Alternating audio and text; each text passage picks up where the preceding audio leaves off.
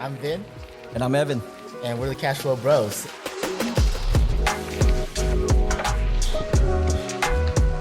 Goal is to get John to buy his first home this year. That's right. Let's go, baby. This is gonna be our guinea pig And right here. we have a master on the other side that can help us get there. And if anything, I want John to join your Springboard program next. So this is all about empowering. Yeah. So with that, let's just roll. How you feel? Let's get into it. Well, I kind of want to start off a little bit, kind of be like Thach's wingman, like we're going out to the club, introduce him real quick, to the girls here and all that. But Let's go. Only here on Cashflow Bros. Yeah, but Mr. Thach Nguyen, the Bird King, a little cold out here right now, but man, I think it's an amazing story from where you came from as a Vietnamese refugee all the way to the North Pacific West, coming up with $100 in your pocket to your name. And living in this palace, you called it, but it was like a shack, but you called it a palace because it was the first house you guys were in. And to being the real estate mogul and media mogul that you are today. We're excited to have you and talk to you. But thanks for coming on to the show, man. My pleasure, bro. My pleasure. Anytime, man, I get an opportunity to share my story with the Vietnamese people, I'm all for it because, our older generation, which is our parents, they're all about, keep your business low key. Right. I'm with you. Don't brag, right? Don't tell everybody your business because, it sounds like you're bragging. It sounds like, you know what I mean? That, you don't want nobody, robbing you and all that kind of stuff. And that's a scarcity, massive mindset that came from Vietnam. Or know what you do. They're afraid of you. They're stealing your trade or something. Right. You know what I mean? And there's going to be people that's coming up, you know what I mean, that have that old mentality that will steal your trade. Mm-hmm. I had that happen. You know what I mean? I was helping a young Vietnamese dude, in Seattle, you know what I mean? And I taught him, man, a lot of stuff. Right. And then he went behind my back and started stealing my people and stealing my contractor. And then, started doing his own thing. I would rather have he come to me and go, Thach, you know what, man? I learned a lot, and I want to go on my own now, right? You think it's cool, man? Go for it. I'm not trying to train nobody to keep my wing forever. I want you to fly, but man, you came about it the wrong way because that's that scarcity mindset. Don't burn your bridges from that story.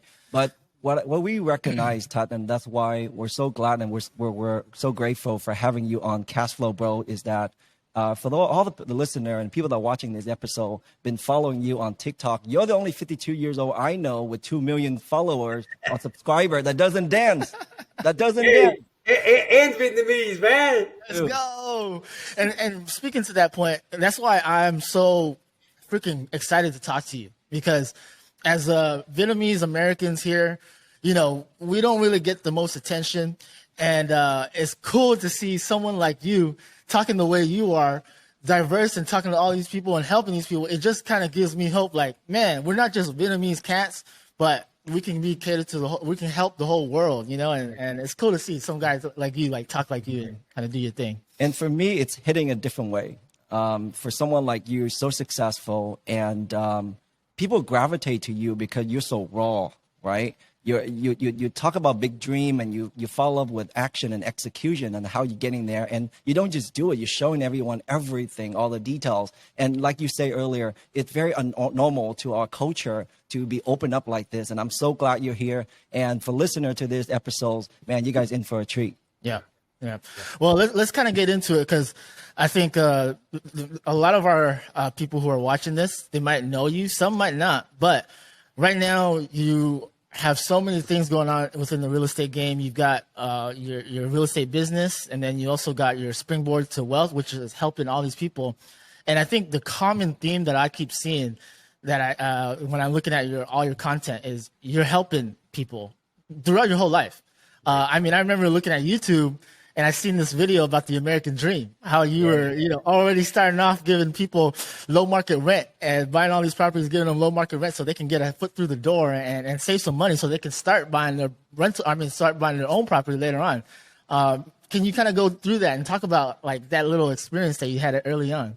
Yeah, for a lot of people that don't know, when I was about 5 years old in 1975. I was born in 1970 in Vietnam. In 1975, I was about 5 years old. My dad, he was a translator, and he worked for the U.S. Military. And when the U.S. military heard that the Vietnamese communists is taking over South Vietnam, then the troop was going to pull out. And so his boss said, you should leave with us to the U.S. Otherwise, you and a lot of people, especially the fathers, you're not going to make it. You know what I mean? And so my dad decided to come home, picked all of us up, and we left on the last plane with the U.S. troop to leave, and we landed in California. My mom, my dad, 4 brothers and a sister. We had $100, 1 suitcase. We left everything back. We even left a lot of my, all my aunties and all my, uncles and cousins. They all got left back. You know what I mean? And so when we landed in California, we was staying in the shelter there at Camp Pennington. They used that as a shelter for a few months. Then we got shipped up to Washington State, up in Seattle. We stayed in Camp Murray, the other barracks, for a few months. And so when my dad got on his feet, we moved into this 2-bedroom, 1-bath house over in Rainier Valley. And that's where all the minority live today, right? Rainier Valley. And we made that home. And the reason why I said that it was a palace to us, because one, if anybody knows everyone's gone to Vietnam and you live in the countryside, those houses ain't that pretty, right? Yeah. And then when you live in the barracks, the military barracks, it ain't that much better. Right. So when you got a 2-bedroom, 1-bath with a basement house, even though it got cracked windows, it's still a big house. And so we made it home. And then my dad became a social worker. Yeah. And throughout his year being a social worker, he started helping a lot of the Vietnamese people come to Seattle and get situated into welfare. And so when my dad passed away from cancer in 2007, there was probably 1,000 people that came to his funeral. Wow, and everybody came up and talked about his eulogy, and they all talked about how much my dad helped a lot of people. That's a great legacy right there. A lot of people don't even know that my auntie, she has the ability to do translating. She has the ability to translate the thing to come through you, right? And I asked my aunt, you know what I mean? And when there's a thing that I was speaking through her, I asked her, why you take my dad so early? And then they said that because your dad is getting old. He's, in his late 60s, and he's leaving early so he can give you the baton so you can go help other people. Wow. And so that was in 2007 when he left, and that's when I really got really serious about my focus on taking the baton and really making a big impact in honor of my dad. And that's how I became, I would say, that's when I actually took it more serious. And that's when I realized really that's my bigger purpose down here than just doing real estate. Wow. That's freaking awesome, man. Let me share with you the other sides of that story, because our family arrived to the U.S. in a similar situation, but you're the first phase, and your dad became the social worker and were the recipient to that hard work that the social worker did. We arrived later, and with no English, no money. We rely everything on the social worker, and they the one that helped us settle in a place, give us clothes, give us food, man. And you're never gonna forget those moments. And thank you for that. Thank you, your dad, Thach, and then you guys. I've been following your story. It has been touching me every time I watch those stories. Yeah, man. I think this is so crucial because, our audience are a lot of first-time entrepreneurs and trying to get out of the rat race. And I think people like you helping them is gonna keep going, right? It creates that legacy that you were saying with your dad, right? I think it's so relatable because if you can do it with the circumstances that you were in, talking about that, it's just only going to inspire all these other people that aren't in that situation to continue to grow. And the thing is, since we're on this topic right now, anybody can do it. Right. I graduated from high school. I'm not saying this to brag or say to people, don't don't do what I do. But I graduated with, in high school with 2.83 GPA. So I wasn't the smartest kid in the block. But the difference was I just wanted to be a hustler, an entrepreneur. Right. And sometimes we're not threaded the same way as a kid that come out of Harvard. Yeah. But I would take a kid or a teenager that has hustle and less academic than someone who has high academic and have no hustle in him. I'm glad you're starting to talk about this because I'm really excited to get into this and kind of the genesis of how you started. I mean, I saw that you started in real estate pretty early when you're 19 or is it 20? 21. 21, right? The youngest. You're doing it for 3 years. And I saw that, you were making money, but you weren't really making real money until you started to get that mentor. And then from there, how did that all kind of play a part? When I started in 1991, I was 21 years old, and I was just doing about 2 or 3, 4 deals a year when I was 21 and then 22, 23, 24. So my first 3 years, I was only doing anywhere between 2 and 5 deals a year, which is pretty much most Average. Right. average realtor does. Right. And then, my friend Mike Ferry, shout out to Mike Ferry, right? He was the first person that said to me, look, you got to run this business like a real business.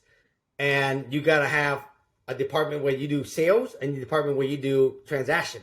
Most agents only do transaction. They don't really do anything to go find deals, right? And so he said, you got to spend time prospecting and finding seller, not buyer. You got to be the person controlling the inventory. Yeah. And so he said, there's two group of people when you go out and prospect, people you know, people you don't know. Which one is bigger?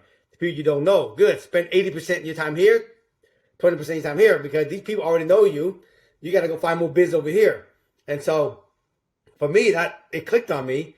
And I spent probably the first 10 years of my career from 1994 when I met Mike Ferry, consistently 5 days a week for 10 years straight. I would cold call and door knock 100 doors a day, 5 hours a day for like 10 years straight looking for seller. And that's how I built myself. And I trained myself to be a good listing agent. I trained myself to have good sales skill. I trained myself to have a good, strong mindset to never stop when people say no, when they slam the door on me.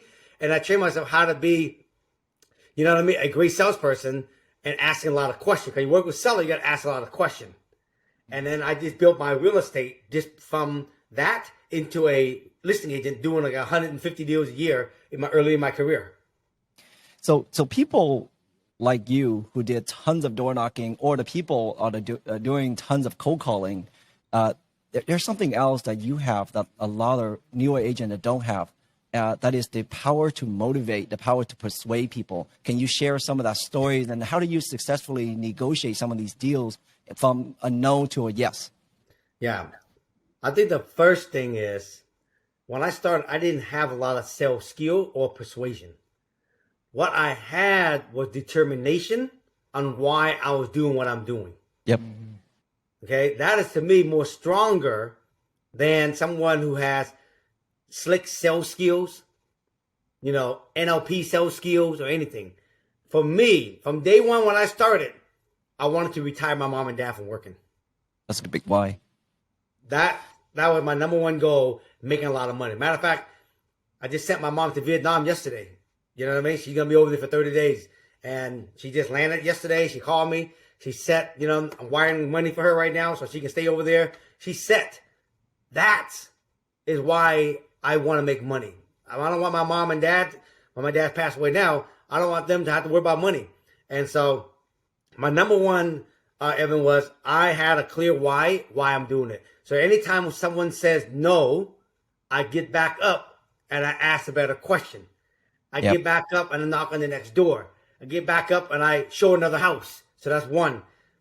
What happened was, as I was going through being a salesperson, I realized that if someone says no to me and I didn't know how to handle the objection, right, then I realized, I have to learn how to master that next time that happened again. Because in real estate, as a realtor, there's only about 10, 20 same objection over and over and over. Yep. And so my mentor said to me, write down all the objections that you get over and over and over. I want you to write out 3 to 5 ways how to handle this objection and have it memorized. So next time when someone says it, you have an answer for it. And that's how I built my sales skill from there. That's huge, man. That's huge because as a younger agent myself, I mean, I've been doing real estate for a while now, but it took me a while to kind of figure out what's the system here, right? Yeah. Because at the end of the day, you're right. It all kind of is the same objection. And if you don't have that also the why, when you get that rejection, man, you're just going to you're going to give up, man. And you don't have the why, you don't want to do what it takes to improve your sales skills. Right. Exactly. And it's all in the mindset. Like Right. you have the mindset of a champion. I think at VNARP, we gave you the title of heavyweight champion.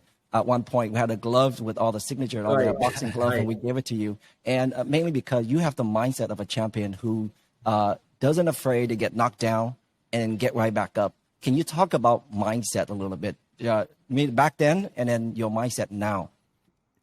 To me, mindset back then was survival. Right. I need to make money. Mindset today is how I can inspire and empower billions of people across the world and show them that, hey, if I can do it, right, they can do it. That's why if you know on my social media is very different from everybody else, if you notice. I share my story and what I'm doing on social media. Yep. Everybody else, they don't share. They tell them something, they sell them something. But every post you notice is strategically showing people what I'm doing, what I'm learning, what I made a mistake on yesterday. And so it's a journey of me going to where I'm going. And on my way going to my own goals, I want to inspire and empower billions of other people that says, I'm stuck. I don't have the sales skill. I failed yesterday, right? How do I get back up? And so when they watch my video, everybody can relate because everything I share is real and raw, like you said, Evan, because they can relate to me. And that's why people are attracted to me, because I'm just being me. I'm not telling people what to do that I'm not doing. And so again, I call that mindset. And so when I started again, my mindset was to make money so I can have money to eat. And I wanted to help my mom and dad retire. And when you got that crystal clear on why you're doing what you're doing, then to me, you're never going to stop, because I put it this way. I use this example, and I think anybody can relate to this.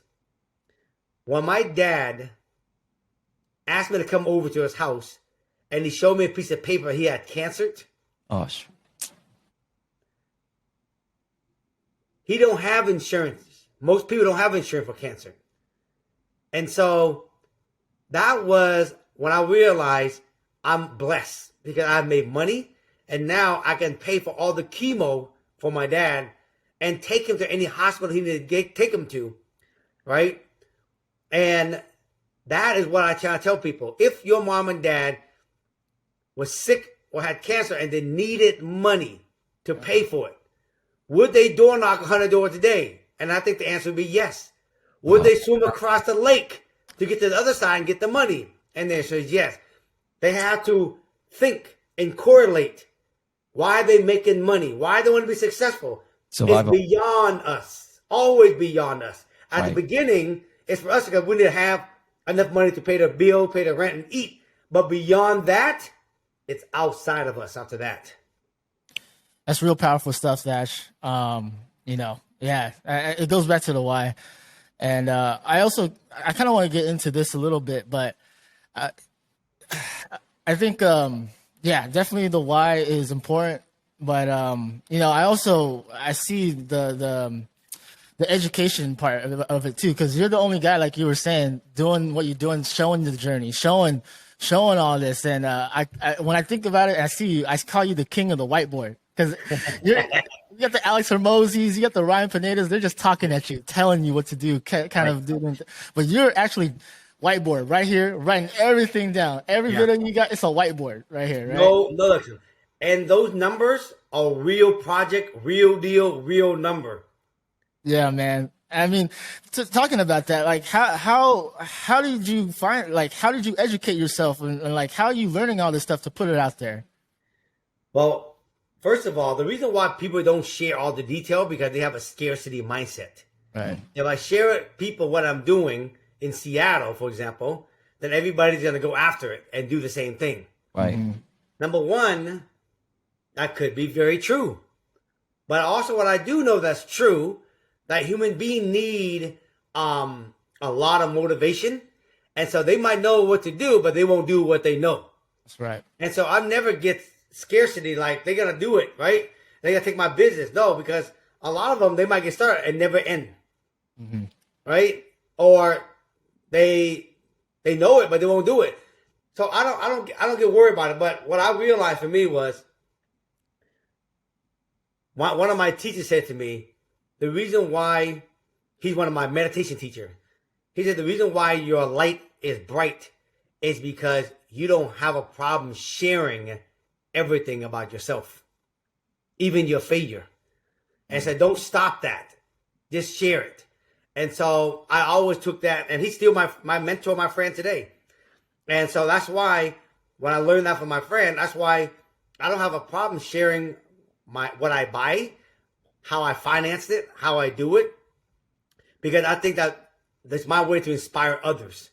And that's why you notice a lot of people out there, like you mentioned, they don't talk about deals. Right. They talk about strategy. They talk about tactic, but they never talk about, right? I talk about strategy and tactic, and I say, well, let me show you this house that I'm doing right now, or this property I'm doing right now. Let's walk it, and you see how we did it. Right. Yeah. Now you're one of the first guys I've seen. You straight up film yourself going up to the door and knocking on it. No, but And there's a real door, and the reason why I cut it off before they start talking, because Loren, we go knocking together, and so when we go door knocking, he do this, right? And then as soon as they get talking, he just put the phone down because we don't want to be disrespectful. Right. Yeah, No, for sure. but still, it shows that you're out there making it work. You're taking action. No, but speaking of sharing, though, there's benefit to that. And can you speak of some of the benefit that you've been receiving from sharing, like the deals that you might have done with some of the people that you're teaching? Yeah, can you talk some of that? Yeah. I didn't realize that, Evan, when I started this, that when I was sharing, I just wanted to help people learn how to fish on their own. Right. And then what happened is that it made me become an influencer. I didn't realize that either. Man, this guy knows everything about real estate. He's smart. And again, it wasn't even like a strategy. It was like, I'm going to help people. The more I help people, the more people like it, the more they look at me as an influencer. And then what happened, when they find it, some will go to, I want to buy it, thank you. A lot of them say to me, I don't have the money on how to do it. Right. Could I sell it to you, or can I partner with you? And so today, I get a lot of people all across the United States that ask me, do you want to buy this? If I don't buy it, I will wholesale it to one of my students in those areas. Or if it's something I like, I will put them in the deal, and I give them a percentage based on how much wholesale fee they would have got for that deal. And then, of course, they become my student. Yeah. And then they continue the education with me, and they just keep learning and learning and learning. And that's my coaching business. Wasn't even a thing where a lot of these guys come out here, they don't even do nothing. They got a million Instagram. They go, I'm gonna be a coach tomorrow. You know what I mean? Right? So Springboard wasn't even something I wanted to start it. It was just because of that. So many students was like, Thach, can you teach me this? Can you teach me that? After I will do what I'm doing. And from there, one student asked me to teach them. And next thing I know, I taught another student. And next thing I knew, it was something I had to put together. I brought somebody in and helped create the company, right? And then it just grew. And today we have over probably 3,000 students in my Springboard Store program. fucking I've awesome. only been in it for 2 years. Thach, I really want to get into this with you because, I know you said it as unintentional, how you become an influencer and you built this following, and now basically deals come to you, right? But as a lot of our audience, like me, younger real estate agent or in the corporate world trying to get out the rat race, Right. how did you find those deals at the beginning when you weren't an influencer? That's right. What did you do? What investments were you like? Was it like a spray and pray type of thing, or was it like very calculated? Like, oh, I want to go for this one, or this is what I'm gonna go for. Yeah. When I started real estate, it wasn't calculated. When I started, I just took a whole area, right? And this is the area that I'm gonna go door knocking and cold call and mail out. And this area is where I pretty much grew up. I knew the area. So I will go out there and find listing in this area. I will mail to them. I will call them. I will door knock. I put for sale signs on the streets. I will just do those over and over and over and over. Because back then, mailing, cold calling, and door knocking was the thing. Yep. Today, there's SMS, there's social media, everything. So many tools. And so I kept doing that. And then every time when something new comes up at the different marketing piece, I add to it. And so today, when I take a look at this area I work in still, instead of just going cold calling and door knocking everybody in there, then I can go to a software like, PropStream or the title company, and I can say, I want all the home that are in pre-foreclosure, or all the home that are distressed, all the home that are fixer in this area, give it to me. And then they will tell me all these property. And now I use all the different marketing tools today to go after those people specifically and ask them where they sell their property. And I do it. The key is you might not get the deal at the beginning, but most of the deal I get, probably 10% is like when you knock the first, second time. Yes. 80% of them is through lead follow-up over and over and over. But until today, you're still door knocking, right? We'll do it today. Just in your Ferrari instead of That's right. I door knock today. We sent out flyer. Look, these are my lists of all the homes that people are saying yes right here. There you go, folks. You see it real time right now. Right there. See. And so this is these are all the hot leads, and these are the ones on my thing to do list right now. And this is the one I'm going after right now. That's freaking awesome, man. That's good to see, because especially like I keep going back to it because I'm always around all these new real estate agents and they think it can come easy, right? But they don't want to do the hard work. They don't want to go out and do the door knocking or cold calling or canvassing. So it's good to see you being successful where you at. You still in the mud. You still in the freaking battlefield. And the thing I want people to understand is they have to master patient. Yeah. They have to master delay gratification. Man, that's hard this time. Because it doesn't happen overnight. So let's talk about that. How do you have so many stuff going on today alone? You have so many stuff on your schedule. How do you master the skill set of staying calm, meditate, and then just tackle one thing at a time? How do you do that? So I have a very tight schedule. Like today, I'm doing what I'm doing here. After I get done here, then I have to go shoot 5 videos for what I'm doing. Right. And then I have another podcast after that. And then I have a bunch of lead follow-up I got to make on top of all the different projects I'm working on. And so I have a very tight schedule, and I stick to the schedule day in, day out. That's why pretty much from 8:30 till like 4:30, 5 o'clock, it is packed jam every single day. There's no messing around in those hours. So let me tell you what's up, man. I'm coaching some kids right now, and I see that, especially beginning of the year, everyone's starting out with high motivation, high energy, and then they started to come down, and then they're starting to get used to the habit of setting goals and not meeting it. Yep. And they okay with that. How do you stay elevated? How do you stay motivated? How do you stay disciplined? And the key word is discipline, right? And it's hard to hear, especially when you're like 24. It's hard to get up early in the morning and execute the first thing on your list. But how do you stay disciplined? And what are you doing teaching your kids staying disciplined too? I'd like to hear that. Yeah. This is what I say to my kids, and this is what I say to all my students. I grade my student and my kids not on results, but on effort. Yeah. If you take sports, you gotta play sports. My kid played baseball. I think most kid, they will understand this. And this is why parents that I see on the baseball field where they're wrong. They yell at their kids because they didn't hit a home run. In life, it's not about the A's. It's not about the results.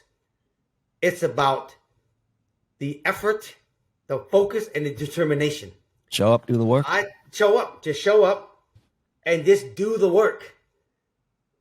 The problem is that we've been taught early age to keep score. Right.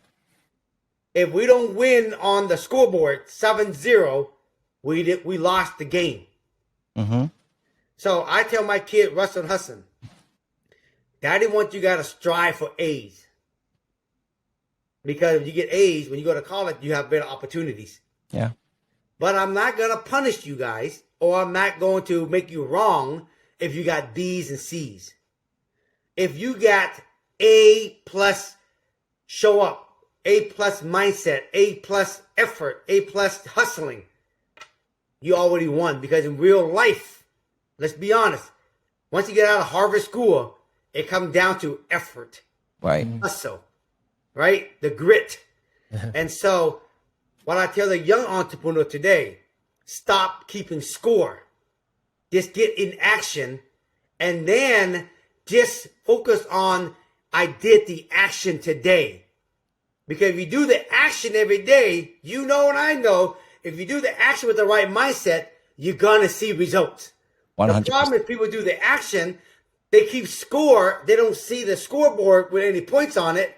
Then they start to mentally get discouraged. And then when this mindset drop, the action drop right behind it. Yep. That's a good the reminder. real thing. And that's what I got to tell myself also, you guys, Yeah. is I got to also acknowledge me. And that's why you always see me post Miracle Alert, because we got to acknowledge the miracle in the little things, not when you see only the big things. That's right. That's a good reminder, man. I mean, yeah, you're the best example for the kids, right? Because you said it yourself, coming from a 2.8 GPA, but you got that mindset, you got that drive, and it doesn't matter if you got a 2.8 GPA or not. You're making it happen out here. But Bro, I'm running circles around people that are from Harvard. Let's go, baby. do you think that the kids now growing up, they're a lot more softer than we are, mainly because they lack of that need, they're Hardship. Yes, they have abundance of things. And how Yes. do you teach your sons to have that, desire to want more? Yeah. Kids today, they grew up today, they are a little more softer for sure. And the reason why, because they can get information and they can get things instantly. Right. And so they're used to that. Mm-hmm. Right? But in real life, it ain't going to be like that quick. That's why they have that, me and Ben Baller said that microwave mindset. Right. Right? So I tell my kids that when mommy and daddy pass away, you guys are going to get a small amount of our fortune. The rest of them, we're going to put in some kind of a nonprofit and do good in the world. Okay. So you got to learn how to make money, guys, because when I pass away, the billions of dollars I got, it ain't all going for you two. So you make sure you got to learn it. And so if you're going to actually want to be wealthy and have all the good stuff that me and mommy have, and you got the experience at a young age, right? You got to learn how to make your money. So that's one thing I tell them. The second thing is, a lot of people don't realize this. My kids and them, they don't get a lot of freebies from me and Cammie. Like, I know a lot of people in my situation, especially the Asian family, that them parents are rich, they give their kids the Supreme, the Gucci's. You know what I mean? I know those damn kids can't afford all that shit. You know what I mean? And who do they get it from? Their parents. Because why? Because it's that lack mindset that we came from, the parents. I said, I had a hard, I don't want you to experience hardship. And my philosophy is, hell fucking no. Let them feel the hardship. Otherwise, you're taking all the learning out if they don't learn the hardship. Because also too, the technology nowadays designed to do all the thinking for you. Like how I've been watching Netflix, and I think after one episode, right away in 5 seconds, it's automatically start the next episode for you. So it takes away the break, it takes away the thinking, and you just like keep going. You just keep going. You just and then that's what it does in the technology. The kids can go on TikTok and they just sliding by default. And they skipping all the things that, hey, I need to stop and think about what I just saw a little bit. You know what I mean? So how do you conquer that? Because you know that technology nowadays is taking away the thinking for our kids. for the younger entrepreneur? How do they capitalize on that, using that for them, not against them? Yeah. So Cammy and I, we try to not give our kids the answer to what they are searching for. We say to them, technology's out there, go and search it. Right. And find your own answer. And then come back to us and let me know what you find. But the problem I'm going to tell you guys right now, parents, they doing all the answering for the kids. That's a problem. Okay? Now, Jeff Bezos, I shared this story, and it's a true story, but Jeff Bezos said when he was young, he used to always go in the summertime to his dad's place, and he used to work in the barn. And he was out work helping his dad or his grandfather. I can't remember which one it was. And the grandfather said, look, Jeff, I would rather have a kid with 9 fingers who is someone who don't know how to find solution than a kid with 10 fingers that don't know how to find solution. So the problem with today's parents, again, we came from hardship. We say unconsciously, I had it hard. The reason why I'm working hard today is so that you guys don't have to experience the hardship that I went through. Mm-hmm. That's the wrong mindset. And they're doing that, and they're helping their kid by making it easy for them, giving them all the answer, letting them find the answer for themselves. Yeah. And when they fail, you got to let them find their own solution. It's hard because we want to jump in. And that's the problem with today is the kids can find answer. It makes them lazy. And then the parents, when they're young, they give them all the answer also on top of that. So the kid don't have to try that hard. That's why they're soft. Yep. Yeah. No, it's true. And I think on a personal note, I definitely agree with you guys because, getting personal here, I think I'm one of those kids. My parents, Vietnamese, Asian, typical parents want to give their kids everything. Everything. And, I feel very fortunate because I'm in a house hacking situation that my parents helped put me in. Right. But I think also, like you said, because I got it that easy and I'm comfortable, I didn't really spend the time to get the tools to kind of continue and find more real estate, right? I'm comfortable. I got no bills right now because I got a house hack situation my parents put me in. So now I'm at a point in my life where is this legacy going to end where I'm at? Right. Right? Now I got to, thanks to my mom and dad, but now I got to find my own answers to kind of get that in there. So what I'm trying to get at is, how are you instilling that with your kids? Because I seen even from early on, you already put that in their mindset, like, yo, you need to buy these washer and dryers because this is an investment right here. Yeah. What are some of the things you're doing to teach your kids to avoid maybe the situation that I'm in right now to keep on working? When my kid wanted to buy some expensive shoe now, I tell him, you got your own money. You go buy it with your own money. Yep. Right? And now they're thinking twice, like, shit, man, if I go spend $300, $350 on some shoes, it's going to knock down my savings account quick because we just got done with our 35-unit apartment building, and they just bought 3 sets of washing and drying machine for that building now. So they got 2 sets. Now they own washing and drying machine in 2 apartment buildings that we own, right? Right. And so they need to be smart with saving their money now. Right. And then they write goals, and once a week we review the goal when we're having dinner. We talk about it. Right. And, like right now, Russell, right? He's a junior. He's getting ready to go to college. And we're talking about, look, you're not going to play baseball when you go to college. You know that already. He says it. He's not going to be no doctor. He's not going to what you call it. He's not a 4.0 student, but he's wired like me. When he wants something, the boy just don't stop asking. So I asked him, what do you want to do? And he said, I want to be an entrepreneur. And I asked him, do you want to do real estate with mom and dad? And he said, yes. And they've been exposed with real estate all their life with us. They want to do real estate. So I said to them, look, Russell, if you want to do real estate, I want you to go to college. But look, I'm not even attached where you go to college. I just want you to go to college and take business class, economic class, finance, and learn it deep. Mm-hmm. Come out and then come work with mom and daddy. Give you time to actually grow up a little bit more. Give you time to actually learn, on your own. Go network with people at college. But more importantly, I want you to learn deep about business and then come out and what you call it. So I'm not one of those kind of parents. You got to go to Harvard. You got to go to, UW. I don't care because if you're in business, really, you go to any college and learn business and come out and then work with us, he's gonna learn way more 20 years from now working with us with his degree than anything. So we always keep teaching our kids. We want you to teach you this because when mom and daddy dies, right? I want you and your brother to know how to fish on your own. Yep. Keep that No, I like legacy what going. you say right there that you're not like other influencer on social media right now that bashing colleges. That's why a lot of them say that, bro. Yeah, and I kind of I don't like hearing that when I see it because I like what you say. You say let them take time to grow up. That's right. You know what I mean? And that's what college does, right? It So does. I'm so glad that you say that. And I think the listener, the people have mixed feelings about colleges. Thach just say it right there. You got to go there, take your time to grow up because you know what? Business is going to be there by the time you get out. Absolutely. That's why listen. You already know. I already know who you're talking about. There's a lot of influencers talking about college away. Look, let's be straight about it. Right. You don't need to go to college to be successful. We get that. I get it. Right?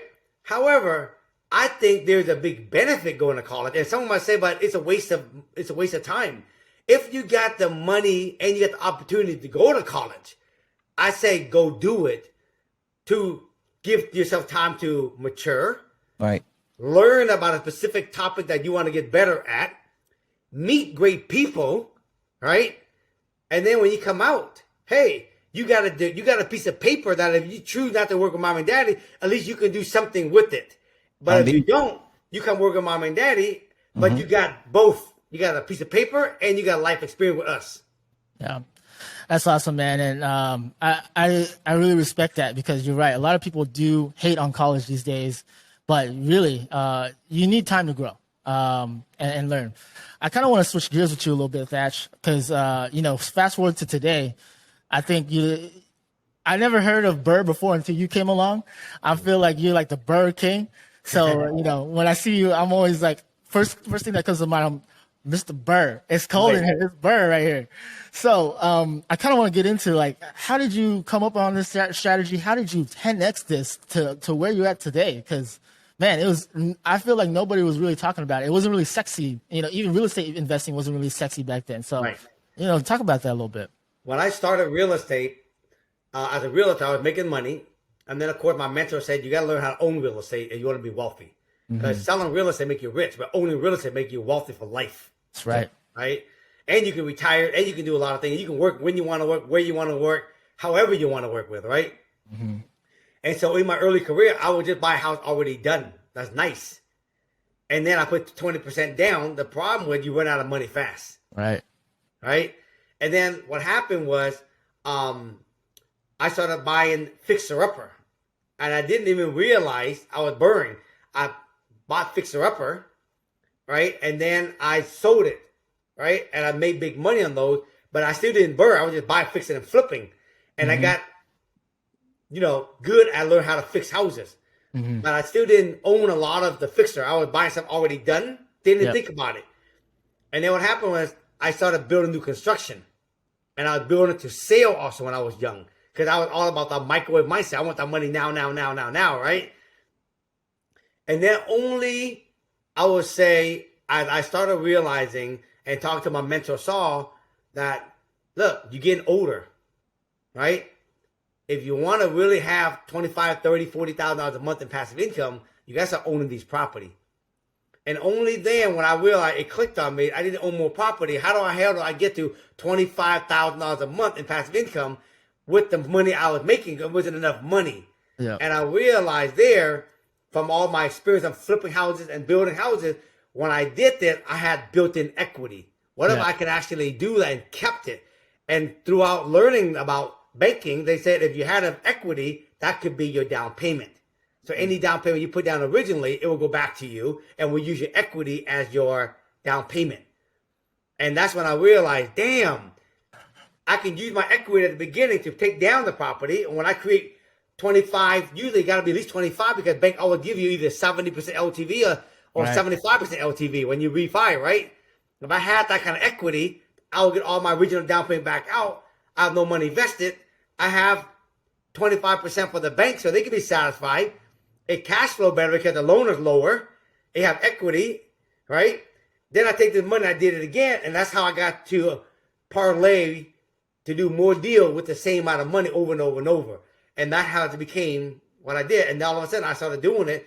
Burr been out forever. And all of a sudden I just started saying Burr on social media, and everybody and their mama started talking about Burr after that. Yeah, man. I feel like you guys are the first one. No, but what's really crazy about this is that Thach is so smart at Bird. He also timed it perfectly because you've been through 4 different cycles, Yes, right? sir. So a lot of people know how to work on the way up, but not many know how to capitalize on the way Yes. down. And Yes. you got the playbook to do so. At what point in your career that you figured out that playbook, and which cycle did it that you figured it out? Man, that's a good question. So today I know there's this thing called a 10-year cycle. Yep. And the 10-year cycle basically saying that every 7 to 10 year, the market peak. And when it peak, there's a lot of reasons why it peaks. Like right now, it's peaking because it peaked, right? Because government was giving out free money, Printing. right? Yeah. And people overspending. So what did the government do? Right? Behind, nobody knows. Government stepped in and go, we need to slow down this real estate machine. Right? Because they know that the real estate machine is the machine that goes first, everything follow.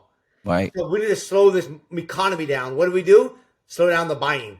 So they raise interest rate. They pull the lever, cause interest rate go up. The more they cause the interest rates go up, everybody stop buying. Real estate stop buying. When people stop buying real estate, the car business died down, the furniture business died down, the restaurant business died, everything died, traveling died down. You saw this one coming though, right? You saw Yes. this one coming. All right. Yes, right. Because we went 10-year hard. You know what I mean? And now the government has a balancing act. Yeah. Is shit. They got to get the economy going again. Right. And so what they do right now, they're timing it. They just slowly dropping the throttle a little bit, a little at a time, to get some what I call consumer confidence to go back and spend a little bit of money. But they're still dealing with unemployment, dealing with everything, right? So it's okay. And what happened is that they know that in order to get this economy going again, they got to get the real estate machine running. Yeah. So they're slowly playing with it. But here's what I hear from a lot of my economists, friend. Let me backtrack before I say that. We go through 10 years. And then what happened, it takes 2 years to correct. Right. That's why it's called the 10-year cycle. 10 year, and in 2 years we correct and go again. 2022 was the first correction. Yeah. It was the worst. Peak Yeah. interest rates at in the 7. 2023 is the second year of correction. Right? So by 2024, who knows? It'll be the first quarter, the second quarter, but 2024 and forward is where you're going to see the new 10-year cycle running again. Okay? And so right now, we know that we're going through the second correction. But if people got money, if they buy now, they can get a good deal on the house. So they get the deal. And then when the rates go back down 24, 25, they can all refi. And so the argument everybody says, it's the bad time to buy. I say to people, are you focusing on interest or are you focused on the deal? Because you do the math, okay? In the peak market, you guys know in your area, people are paying 100, 200, 300, 400, 500 grand over asking. All day. Yep. Let's just say 100 grand over. If you use interest rate back then, say at the lowest, 3.5, and today it's 6.5, the spread is 3%. If the interest rate is going to drop down again somewhere in the 4 in the next 2 years, in 2 year interest, in the gap between 3.5 and 6.5 is still less than paying 100 grand, 200 grand over asking price. So today, when I get a property for 100 grand, 15%, 20% lower than what it was, I don't mind paying 6.5 only for 2 year window. Yeah. Because I can refi. Because that extra interest is so little compared to the amount of money I'm saving on buying the deal. Yeah. So And you that's gotta why factor in the today it's a phone better deal to buy because interest rates high. Interest rates high. So that transitions to the obvious questions. What are you doing right now today? We're about the bottom or mid of the first quarter of 2023. What are you doing right now? What are you watching and what are you buying? Yeah. Right now, what I notice this. The home that's already nice, they still have some room to come down. Yep. I see that. Okay? Depending on what area, even in your area, I see from talking to my student, open houses like in the 50s and 60 people coming through today. It's coming back. Yep. So depending on where, what price point, what neighborhood, it doesn't drop anymore. Here's what I noticed is not dropping much anymore. Are property that are value add. Especially single family property right now.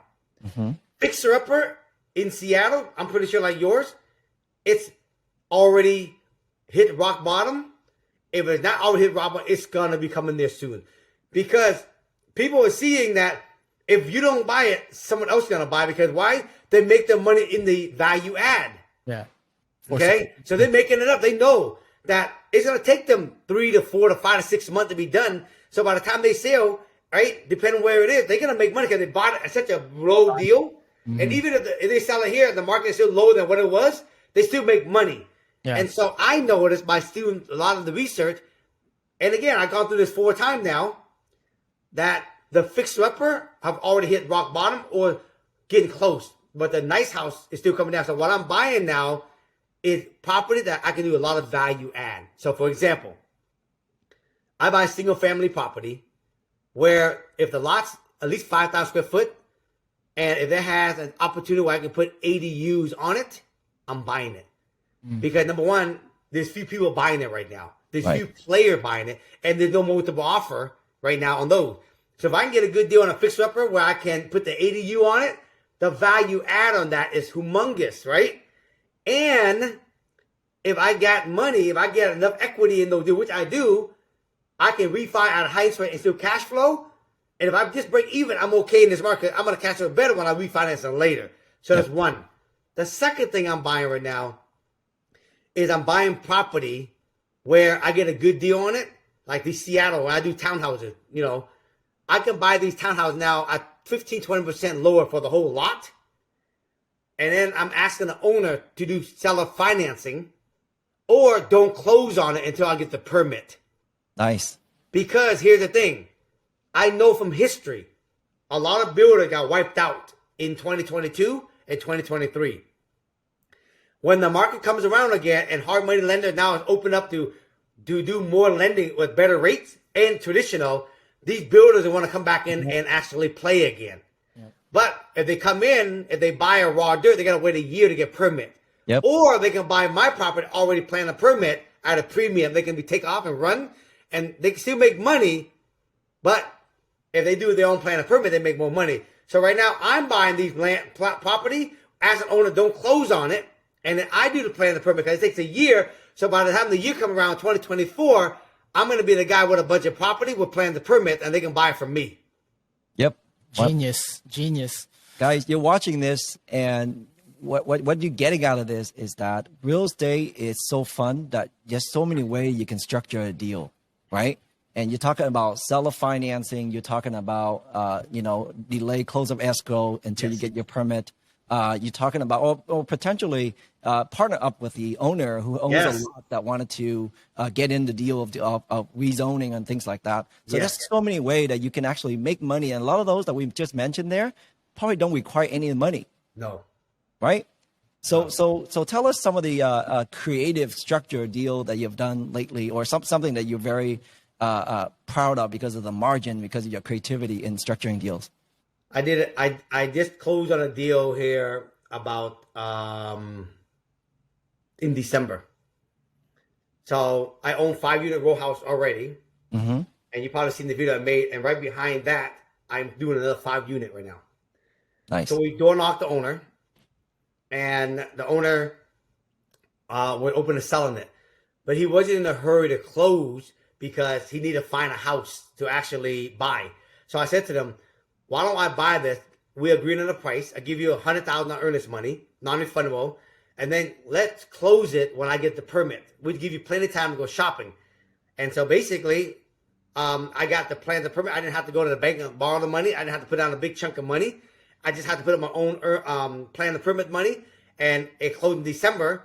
When it closed in December, I already had the bank loan already lined up because the bank finance plans the permit site.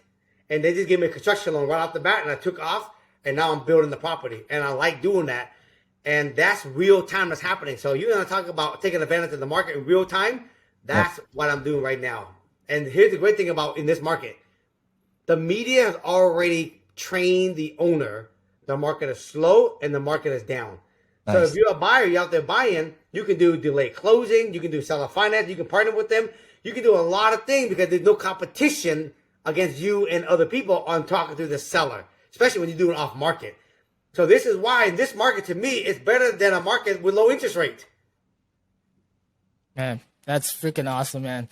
I mean, it sounds so advanced, and I think coming from a perspective like mine, where maybe you don't have the funds to try to get your own deal, and then you can try to partner up. I mean, from my perspective, if you're talking to a guy like me, how would I get started? How would I get started on all this? Yeah. For you can easily go out there and find these sellers, and if they want to sell, if the owner doesn't want to partner, man, you can find good deal. If you find good deal, I'm sure the guy sitting next to you, he or somebody he knows that could buy my property. Yeah. And if they buy it, you can get a good fat wholesale check or a big fat commission.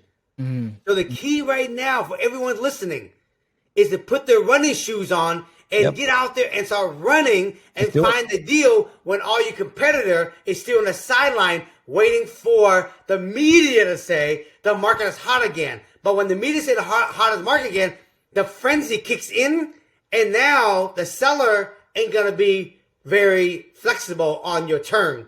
Mm-hmm. And now the prices is getting driven because of the frenzy. You don't want to buy in the frenzy. You want to buy when it's not frenzy. That is real seasonal investor thinking. So you see, that's what Thach is the master of. He knows how to navigate in the confusing type of market. And this is the perfect market because it's giving us so many options. Because when the market was so hot, man, I don't think the seller even want to talk to us, right? No. Not even like offer. And they play you on your offer. They do. And, nowadays you can sit down and then have it at the dining table and talk about options, seller carryback. I structured a deal where a seller carryback at a 4.5%, 15-year fix. Nice. With assumable clause. Nice. Now, Thach know how powerful that is, meaning that I can sell that deal anytime now, and the new buyer can pay me the market value, and they cannot go out and get a 4.5%, but they can get it from me. Yes. Mm-hmm. Yes. Yeah. Now, I'm going to add on to that. You couldn't do that in a frenzy market.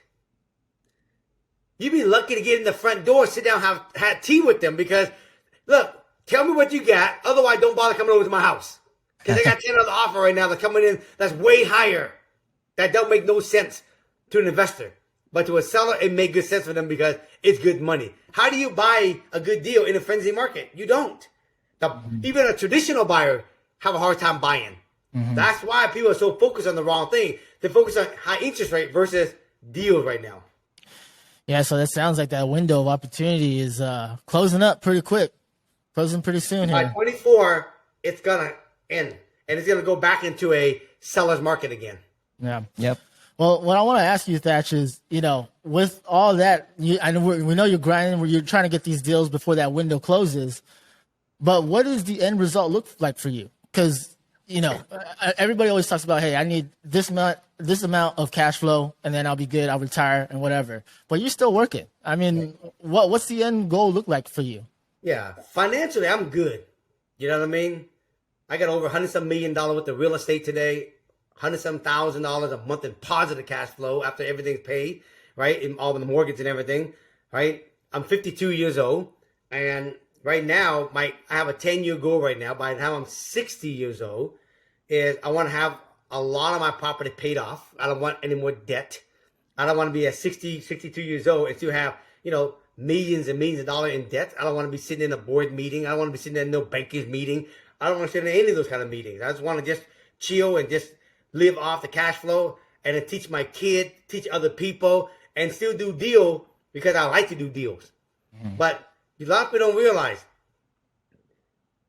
when you get to your 60s and 70s, which is your prime year, who want to be in a banker board meeting with a banker and telling them what's going on with the deal? Who want to sit in a meeting with a bunch of investors, updating investors, what's going on with the deal? Nobody wants that. But there's people that don't mind. There's people that love drama and love negativity, love problem. I ain't trying to have no problem. That's why today I don't have investors, right? And so for me is I just want to go and inspire and empower the world today, right? I'm like the Vietnamese Oprah, but I love doing deals, but I'm setting myself up to make sure that I don't have extra self-imposed stress that I don't need. And one of the stress is I don't want to have a gun behind my head when I get into my 60. And the gun meaning I don't want to have a lot of big debt. I want to have a lot of things paid down, right? And I just want to just do it on my own terms. And then after that, teaching my kid how to be part of the business, keep inspiring, empowering people, travel, do deal when I want to do deal, and deal that I like. And that's it. That's what I want to do. I want to keep my life simple. That is the true financial freedom. It is. Yeah. That's the whole reason why we're doing this. Yeah. Who want to have hundreds and hundreds and hundreds of units and have, hundreds and hundreds of millions worth of debt? And when you're in your 60s and 70s, right? And you still have a lot of debt, right? When as soon as the property go vacant, you got to deal with it again. Yeah, so true. So true. And I feel like that's the evolution, because at this point, at my age, I'm thinking, I don't want to be at my 40s and 50s still doing open houses and trying to working with these buyers because they're so damn emotional. And I'm just trying to, move into the listing side, then get my own deals, and then get into that evolution. And the mindset for you, bro, is right now we want to be thankful for the buyers and the seller, because they are the vehicle to give you the money to move in to the investment opportunity. So milk that opportunity you got, appreciate the opportunity you got, and capitalize on it as much as possible, because the more you can capitalize, the sooner and the faster you can get into real estate investing. So I use your line on before when talking to my team. My selling real estate is to have the rich now, That's right? But doing what you're doing is to build wealth, and that's their main goal. That should be the main focus. That's the end game. Yep. That's awesome, man. And here's the thing. I still got a lot of active business that I run. I still have a real estate team that we run. Right. I got a coaching company that I run. You know what I mean? I got development that someone I don't keep. I just build to sell. So I still got this going. But again, even just building new construction, I'm part in your area, in my area. They just become more and more stricter every year. Yep. The headache of that shit is fucking, you know what I mean? Like my apartment building I just built, I didn't realize when I was building it that the city, right, they wanted me to upgrade the water line, and they wanted to do it with the new code. And that was a surprise to me after we got through so much with this project. And this extra water line extension that I had to do they wanted me to do the earthquake pipe. It cost me an extra probably $200,000 out of left field. Yeah. That kind of shit, man. Nobody want to deal when you're in your 60s and 70s. Yep. Surprises when you do construction is always things. The city keep changing their codes, and they want you to keep up with it. Yeah. So right now, let's just wrap it up with a few things, and then some golden nuggets. I think our listener is someone that I feel get a chance to finally get a summary through this podcast of what when it's all about, and the Springboard program that you're doing, and all the deals that you're showing on your TikTok and videos. Summarize to a few golden nuggets that you feel like the listener can skip all the way to here and get the summary of what they should focus on for the next 2, 3, 4, 5 years. Yes. Number one, we're about to start the new 10-year cycle again. Good. If this is 2024, if you have an opportunity to buy real estate, own it at the beginning of the 10-year cycle, because you get all this appreciation for the next 10 years. And if you choose to want to sell it at the end of the 10-year, and you'll kill it. But don't wait till the frenzy start telling you the market picking up, and you start buying a property at overpriced, multiple offer in halfway between the 10-year cycle. Then you pay too much, like some of the people who pay too much in 2020, 2021, 2022. And now today, when the market's gone down, they upside down on their property. Yep. Right? So if you're going to own real estate, everybody, try to time it now. Trying to own it somewhere starting in 2024, maybe 2025. You have a good 10-year of run to have that appreciation. Okay? That's one. The second nugget is this. You can never save more than the appreciation of your real estate. True. I just finished building a building. I think I told you 35 unit. I'm all in for $4 million. The bank already appraised it for $6 million. I got instant $2 million equity. Here's what I want to show you. Even if I made no equity in this deal. In Seattle, where I do my business, and I'm sure in some of your area, down there in the Bay Area, we don't even need 10 years. Every 7 to 8 years, it doubles. Yeah. Yep. So 7 years from now, right now it's 2023. 7 years from now, at 2030, that $6 million will turn into $12 million. I mean, I double another $6 million. I got another $6 million in equity in my building. If I just stop there for a second, there's no way most human beings can work their ass. I don't even care if you're an athlete. You cannot save $6 million in 7 years. Yeah. Now, if I go one step further, 2037, that 12 million will go to 24 million. That's $12 million in net worth that I just gained from just, again, letting it ride. Where and who?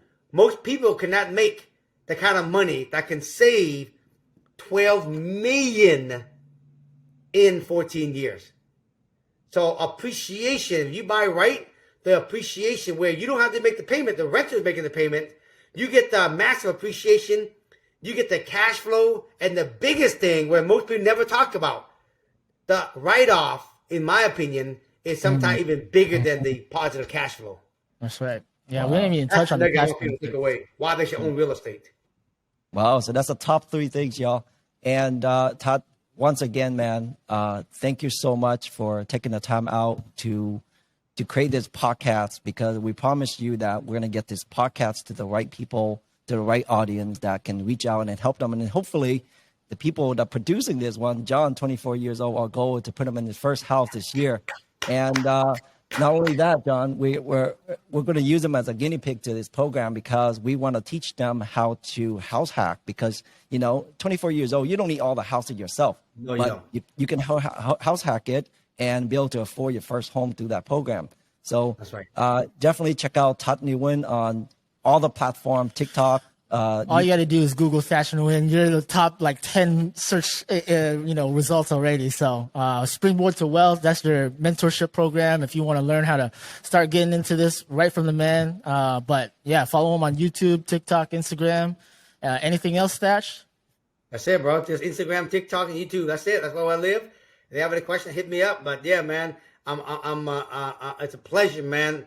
Let me inspire. I can tell you, I don't do a lot of podcasts. I don't do a lot of live speaking. But I only pick and choose which one I want to do if I'm going to do it. So I appreciate this because, I want to represent our Vietnamese people. Let's go, baby. Just like the sign behind him says, dream big. It's all about the mindset. And appreciate you, man. Let's go. Definitely appreciate you, bro. Let's go. Okay, Cashflow Bros, we signing out.